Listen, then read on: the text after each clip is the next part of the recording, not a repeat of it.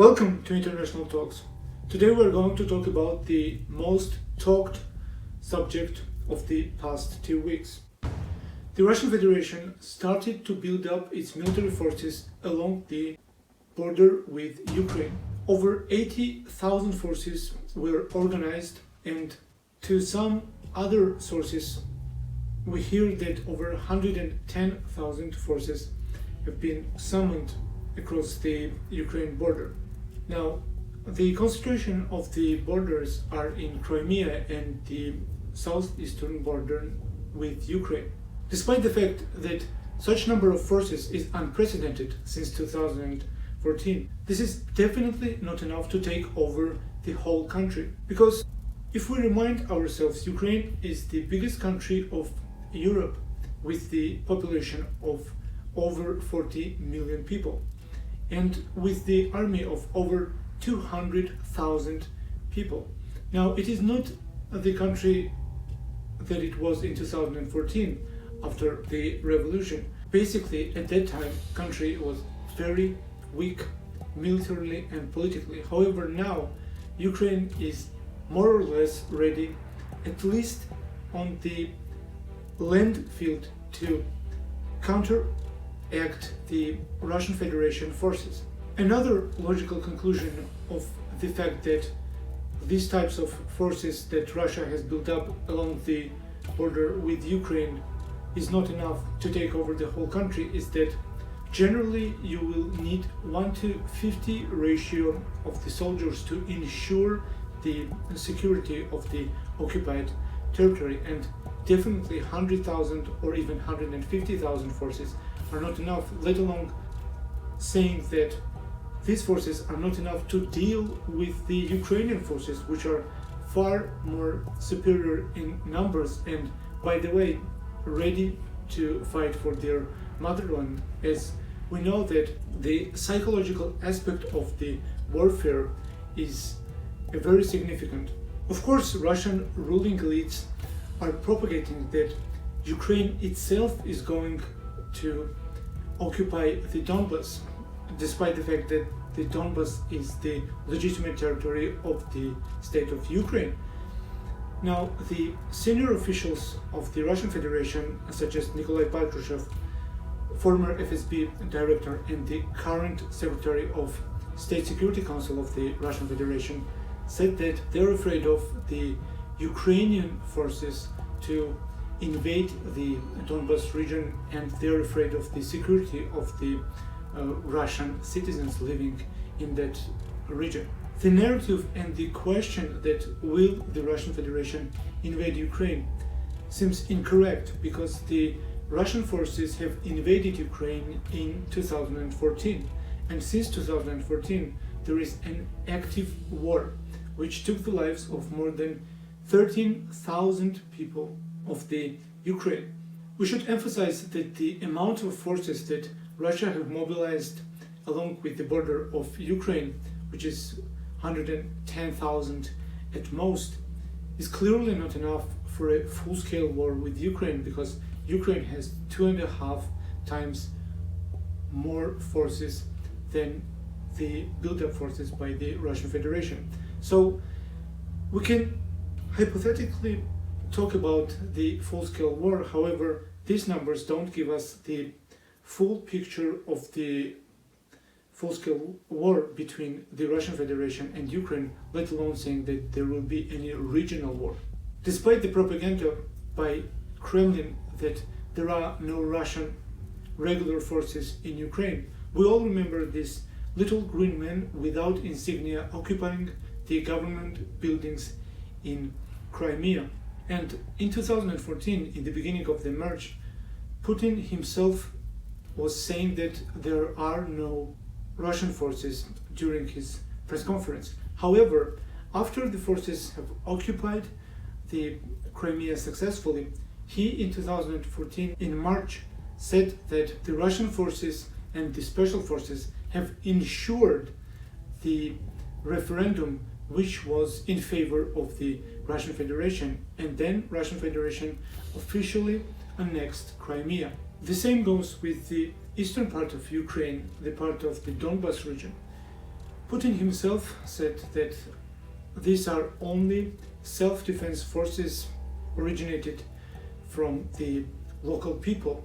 However, in 2015, he added to his answer whether there are Russian regular troops that, of course, these Russian special forces and special units are helping the locals to counteract the government of Ukraine. And we can obviously conclude that with such kind of narrative, there are many Russian forces involved in eastern parts of the Ukraine, just from the words of Vladimir Putin himself. Of course, we just don't rely on one person's words. OSCE, the organization that closely monitors the conflict since 2014, multiple times reported that there are military convoys going through uncontrolled territories from Russia into Ukraine and vice versa, meaning that supplying the military equipment to the so-called local fighters.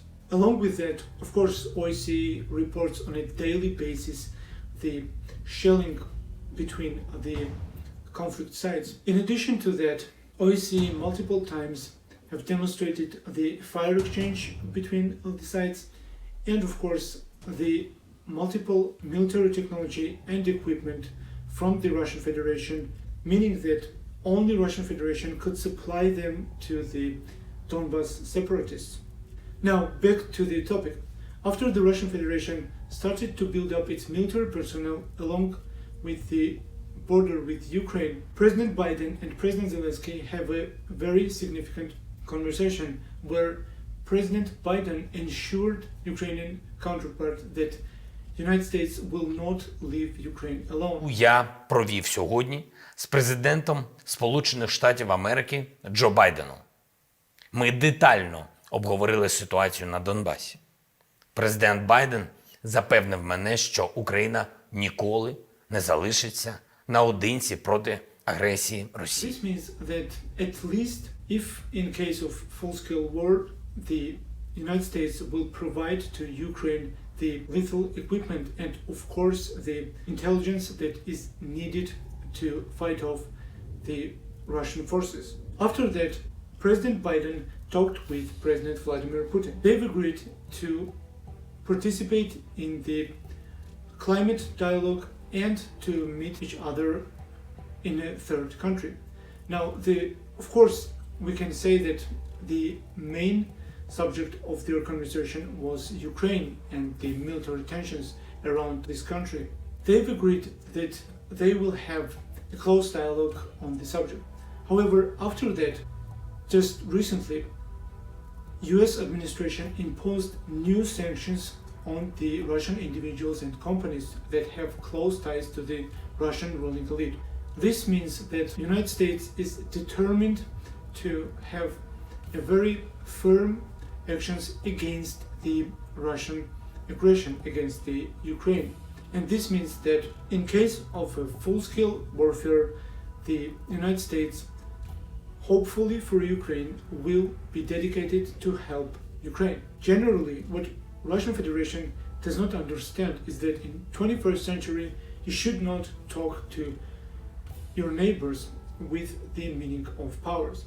Now, why is that? If you have seen the conversation of 2015 of Mehdi Hassan with the Natalia Narushnyskaya, who is one of the senior members of the Russian ruling elites, the question by the Mehdi Hassan, which is very important, and he asked that question, and to this day, I haven't heard any refutation by the Russian side. If you don't want your neighbor to join a military alliance, best not to invade and occupy part of that country, because the first thing they want to do is join a military alliance. This argument has been proven just recently. The president of Ukraine, Volodymyr Zelensky, asked NATO to hasten Ukraine's membership into the organization. Ukraine perceives NATO as the only organization that can ensure the security and political stability of the Ukraine. So when the Russian Federation thinks that by force it will enforce Ukraine into the Russian vector. This logic is wrong because the more it enforces the more Ukraine will be pro-NATO.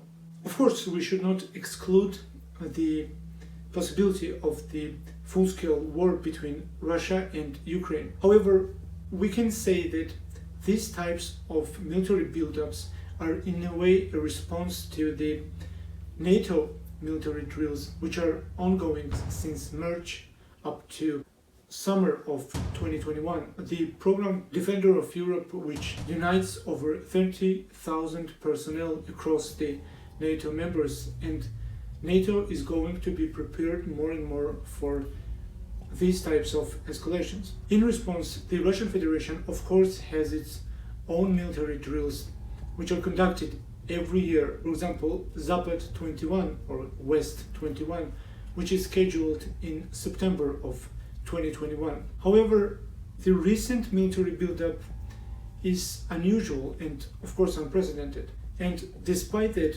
many experts and the logic of the power ratio between the Russia and the Ukraine tells us that there will be no full-scale war immediately. And along with that, the conversation between Biden and Putin ensured that Kremlin and Washington will have a time to negotiate the regional security, thus I think postponing the overall conflict.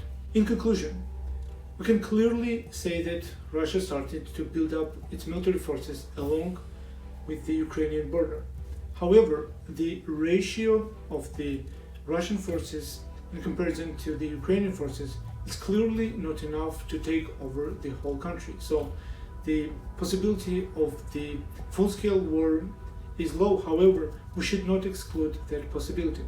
Last but not least, the narrative that will Russia invade Ukraine, to me again seems incorrect, because the Russian forces are present in Ukraine and they've invaded Ukraine in 2014.